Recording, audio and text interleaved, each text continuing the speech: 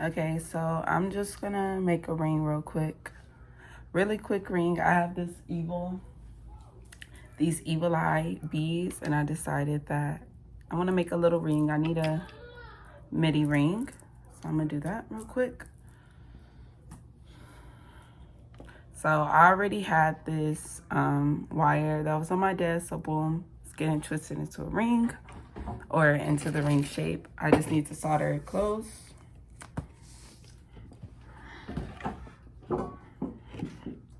So we'll see how long this takes me. Shouldn't take me long at all, but we'll see.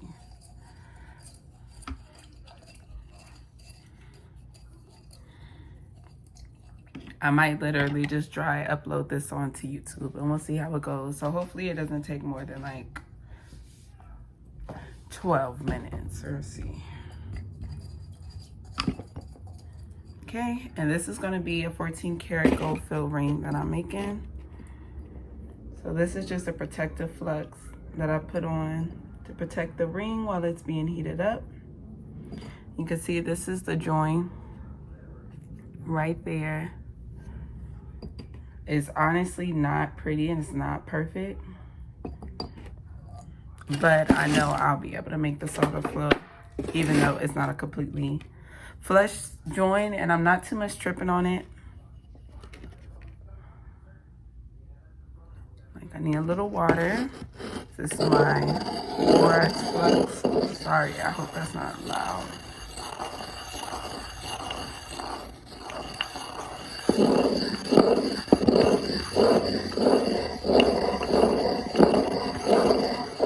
Sorry. Okay, we got that. My desk is a mess.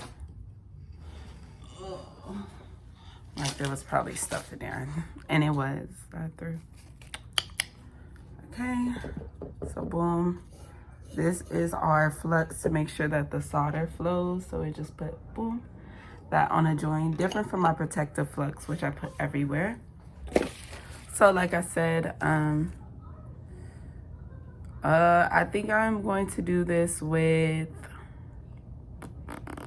let's just go ahead and start with easy. I may just do both easy because I'm just putting a little bezel cup, pre-bought bezel cup for cabochons. I'm just putting that there, and I honestly think I'm gonna put the solder join right on top of there, so I don't think it needs to be a different temper solder I use. So I just have the wire solder. I don't need too much.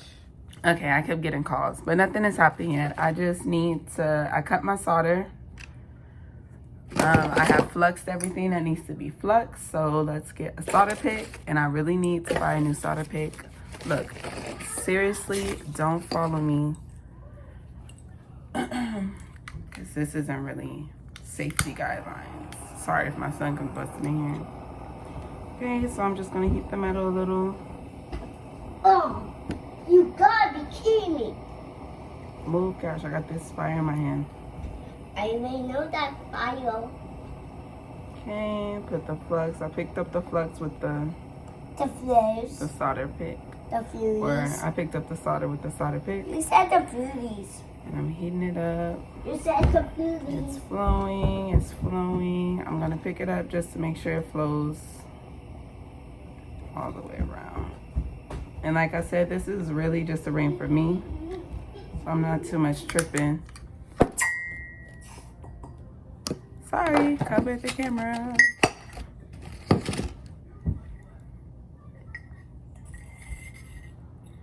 Boom, quenched it.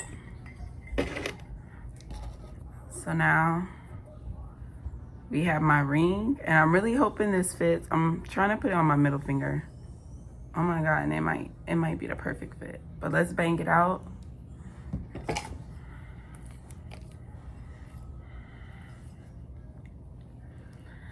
Let's bang it out just to see where it actually is gonna fall to. See how it actually fits my hand when it's a perfect circle. Yeah, which is about 5.5, which is what my midi needs for my middle finger.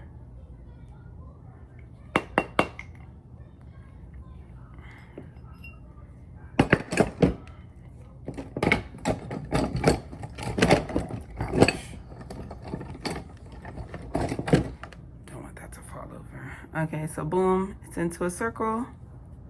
And I think this is maybe like a 14 gauge wire.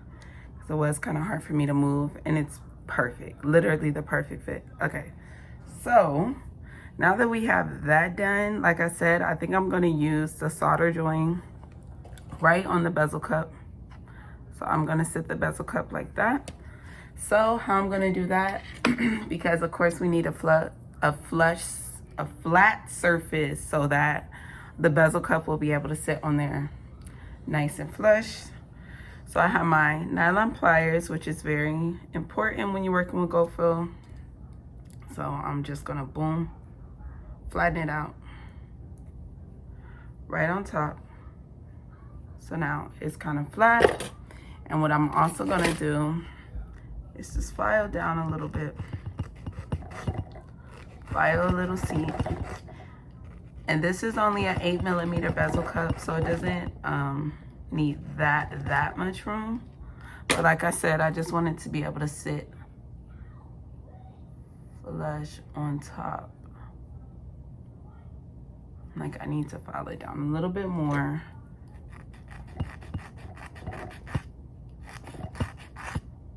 Cause yeah, we just want a nice, flat, even surface for it to come on.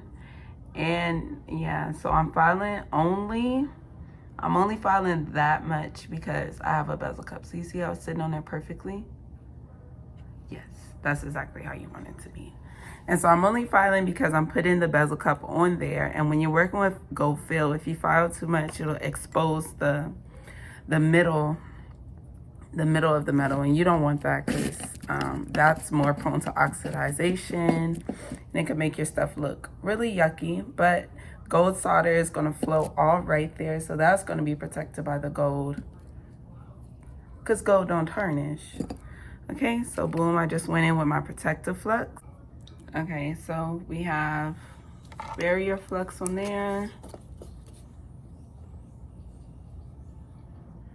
solder flux there. I'm gonna put the ring in my third hand. I have my soldering block standing up because I kind of need a really even surface.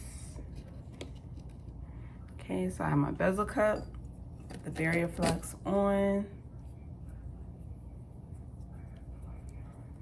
cover it, perfect. Flux the bottom where we need the solder to flow. Put it face down.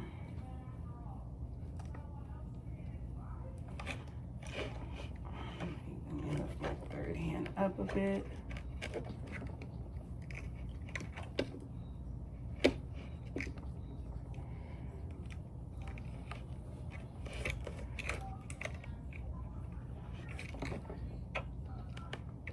Take your time. Set it up right.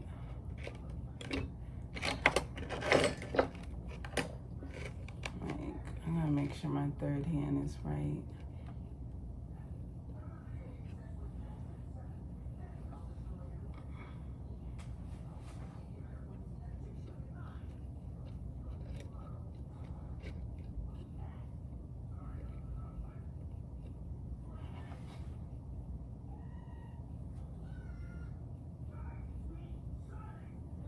Okay. It's touching. We're gonna take a piece of solder. This is easy solder, but I'm like, I actually think I'm gonna use extra easy. Just try to get it to temperature as fast as possible, especially since I'm just doing the bezel cup, soldering the bezel cup to the ring. I used easy before. Just one piece of solder should be good enough because there is solder on the join. So, but I did a nice size piece. So, I heat it up, try to bring it up to temperature slowly. The third hand is a heat sink, so just be wary of that, is that it's gonna take a lot of the heat. So it might take a little while to start getting heated up, but it's okay, take your time. So right now I'm just moving the flame all around. So the top of the ring is getting heated.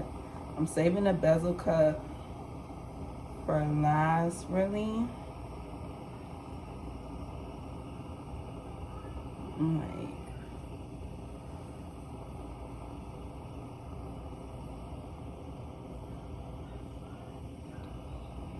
I think it's nice temperature. It's starting to go red. I'm gonna pick up a piece of solder.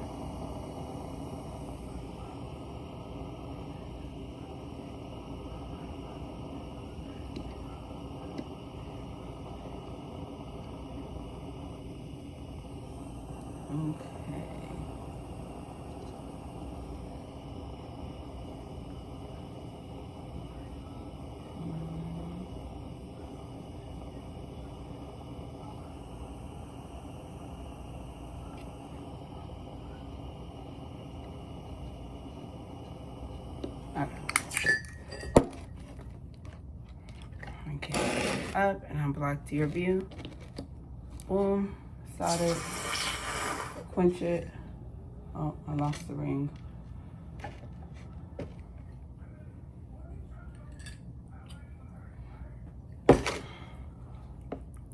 Okay, boom. Just checking, make sure it's not lifting off or anything. So now this needs to go into the pickle. We'll clean it up, polish, and I will set. I will show you the end picture. But yeah, there we go. Okay, and we're back. So just because of the shape of the evil eye beads, well, the one specifically I wanted, it was kind of like misshapen. It wasn't completely flat, so it was kind of hard to set in a cabochon or to set in the bezel. I didn't even need to say cabochon. But so what I went ahead and did is freaking glued it, and I'm like, I didn't put the top back on this glue, so it's built all over. So I went ahead and glue it, and usually I wait for it to air dry, but right now I just went and hit it with my hair dryer because I was really kind of ready. I was ready for it.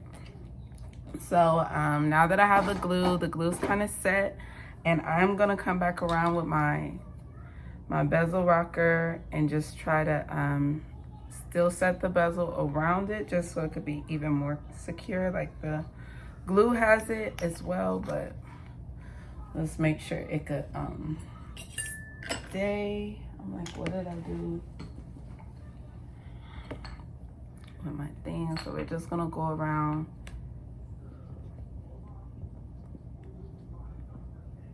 and push just wherever I should be able to see the metal curving on all sides.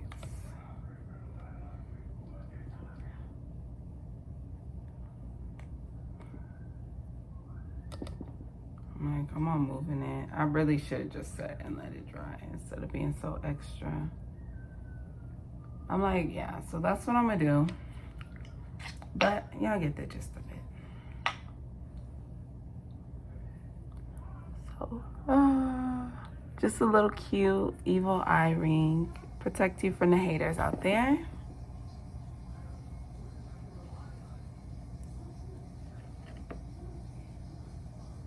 So yeah, I think I might go ahead and release this weekend because I kind of really like it. Yeah, so I was wanting a midi ring, so something just to match. So thanks for watching. Make sure you visit naystouchjewelry.com to get you some gold, you know, to get you an evil eye. Follow me at Nays Touch Jewelry on Instagram. I do custom work too, so you can definitely let me know what you want. Thanks for watching.